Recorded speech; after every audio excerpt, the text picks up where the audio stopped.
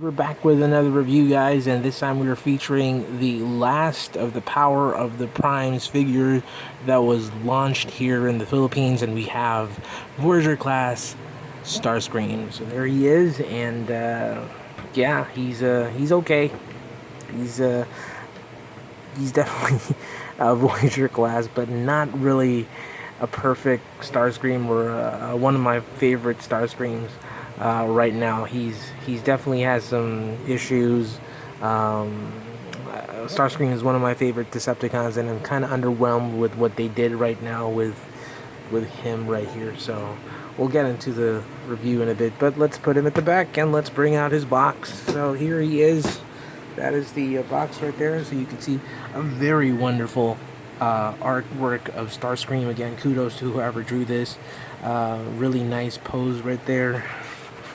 And this is what I kind of really like. Let's try to put the camera up here. It's a combiner version of Starscream, and you can see that he has a crown. It's like a coronation Starscream, and you see here that's Dreadwind, and most probably Darkwing is here. Now, I was mentioning in the other reviews that this would be like a car, but upon closer inspection, that really kind of looks like Ripper Snapper from Abominus. So I'm very excited that Abominus is coming really soon, and you can see there's the Secret Enigma around his belly, and yeah, he's definitely okay. And I'm waiting for the combined mode, and unfortunately in this review we're not going to feature the combined mode since we don't have enough limbs right now. Here he is with the box art. You can see his jet mode, which is also kind of underwhelming.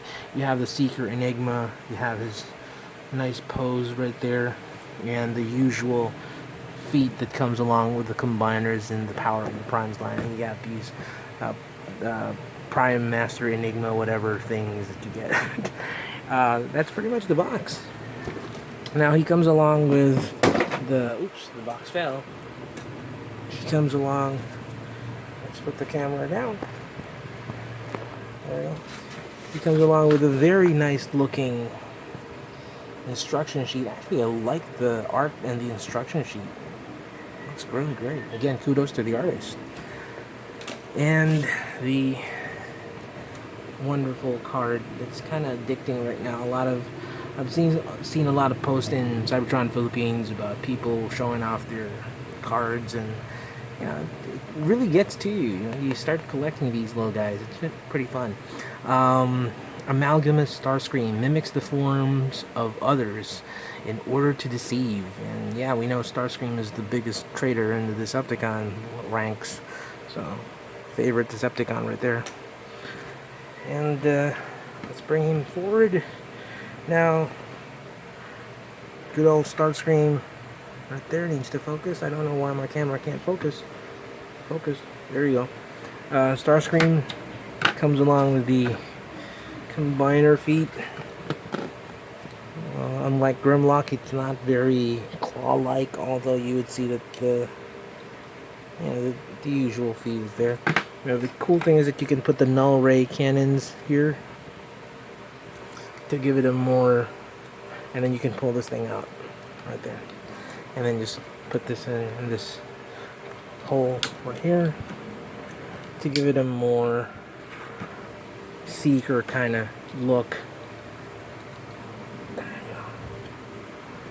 Yeah, there you go. So a lot of people are saying that he has like Popeye the Sailor Man arms. I'm cool with that. I'm actually cool with the buff, beefy kind of Starscream, but there are some flaws, like what I told you, and we're gonna try to discuss that. So let's take this out, and it's really up to you if you want to display it that way or this way.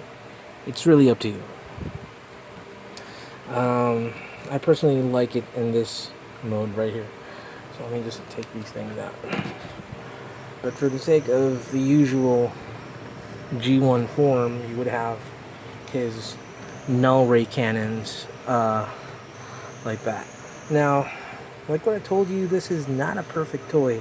Upon closer inspection, there's a lot of, I don't know if you can see it in the camera, but there's a lot of smudges on the paint on my product right there. There's one right there. There's a lot. Quality wise, this is not really good for a Hasbro figure. The stickers are misplaced. There's a lot of air bubbles. Let's try to check out the face right there. The face is kind of... Oops, my camera is shaky. Here. Try to focus. Yeah, the face is kind of sad. It's a little unintimidating. You know, I like the more boxy, squared, rather than the slim looking face. And I just noticed that Hasbro has stopped producing light piping, and they're going with paint. So yeah, that's kind of underwhelming. The chest too. Check out the chest. Yeah, there's some paint issues with that. Stickers are kind of half. You know, they're not really even. This one's like not evenly cut right there. But yeah, there's a lot of things going on with the production of Hasbro toys recently. So kind of underwhelming. Now in the right out of the box, the wings would actually be placed like this. You can take a look at the back. So there, you would see the difference. But I like putting it in this kind of position, because it's more compact, but you still see the wings from the back right there. There you go. And yeah, he feels very light. Again, I love Starscream, but this is just kind of sad. The design is not bad, it's just that the quality is not really something that I would have expected. So why don't we transform him? And what I can say definitely with the transformation, it's very Legend-like. You know, it's like Legends quality. It's so simple. I would think that there would be some little complexity to Starscream. So first off, I would like to do is just spread the legs and then just fold these flaps. Now there would be flaps here in these sections right there covering these two. So just fold that and then just clamp these two together. You'll understand why. The next thing is just really just keep the arm straight. One of the gripes that I have with this is that there's no way for you to hide the fist. The fist would just really be exposed like that. It's just under the jet. Kind of disappointing. This whole section, this whole assembly that you see right here, you can just turn that. That's it. And that's going to be your jet mode right there. The head would actually still be exposed if you don't turn this around. So if you're turning this into jet mode, the face would still be, you know, facing outward if you don't turn the head around. Disappointing again.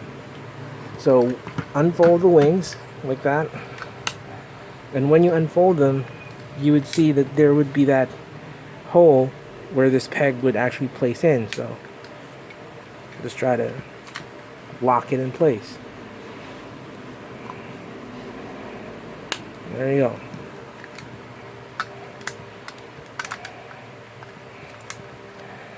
There you go. And that's almost complete. Sorry, these things don't really mesh well. That's one of the things that I also have a problem. It doesn't really connect. So this nose cone right here, the fuselage, just bring it forward. And as you can see, you can just... Sorry, let's try to do that again. Just try to angle these things and unfold them. And then bring this down and let these things snap in place. So you could start seeing the jet already. Now, what you want to do is just push this in. And do the same for the other side. Actually, that's the reason why I want to put these things together, because you just push it in at the same time. Sorry.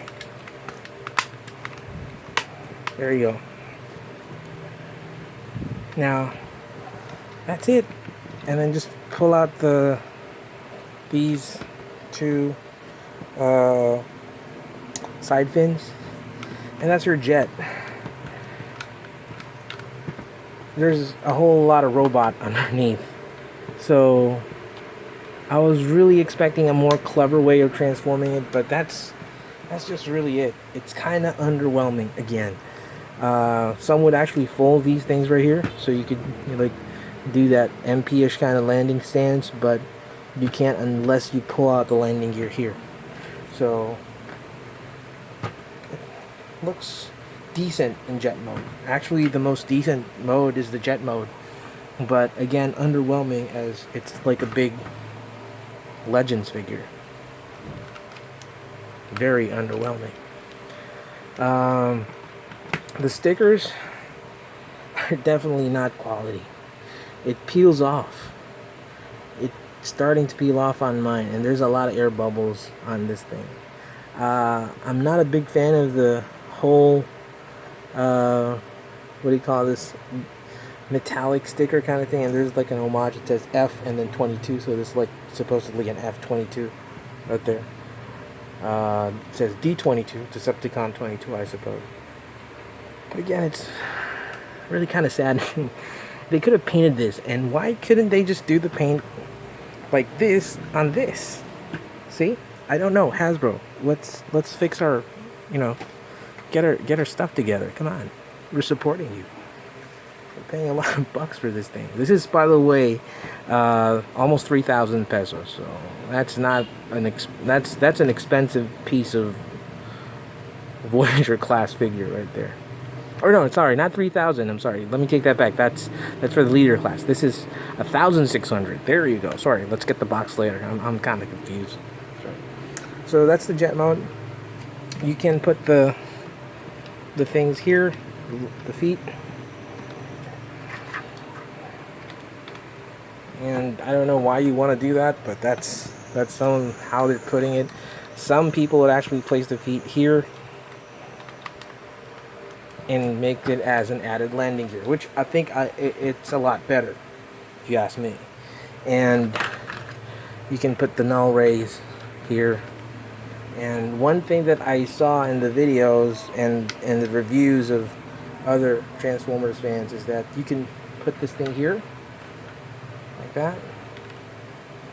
I don't know why it's not putting in. It's not fitting, but yeah, you could put that, or you can get a Titan Master and put that there.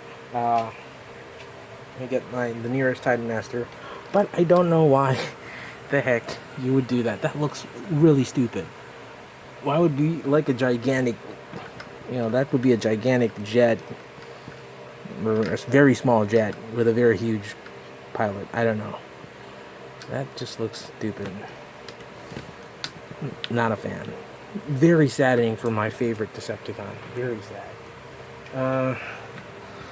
I like the added detail that they put, like scratch marks of how many Autobots Starscream just defeated. That's cool. I like that. Keep that up. That's cool.